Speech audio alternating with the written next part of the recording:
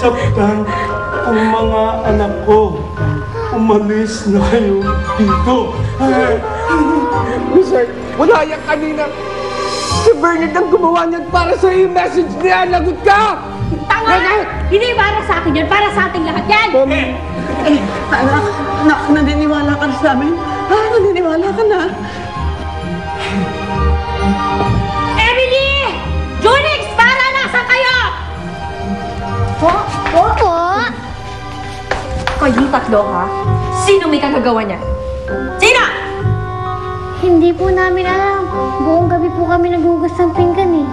Eh kung ganun, sino ang sumulat niyan? Sino? Ha? Ano nga po ba magsusulat yan? Kayong tatlo, ha? Kapag nalaman ko na meron kayong kinalaman sa panlulokong to, malilibigan kayo sa akin. Naiintindihan nyo? Bahala kayo! Matutulog na ako. Sasabi ka na.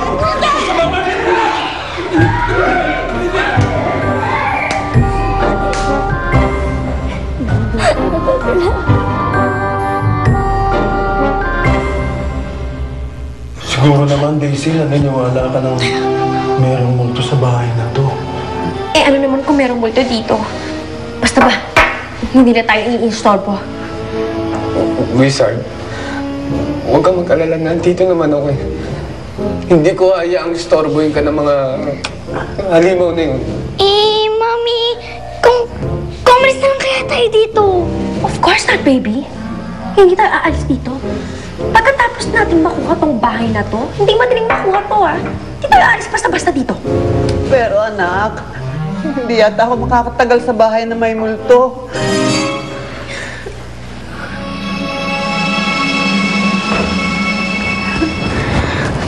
Sandaling-sandali na lang. Mapapaalis na natin sila dito.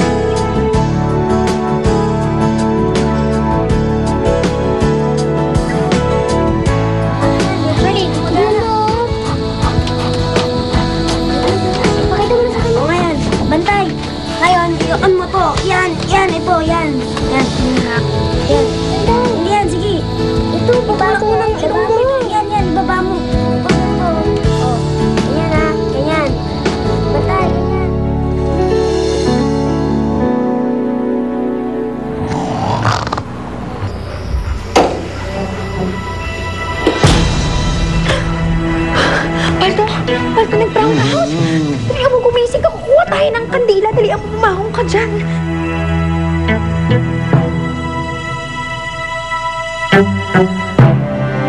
Bilisan mo, dali gising mo na yung anak ko. Sige, Wizard. Mami! Wizard! Luna, Mami! Oh!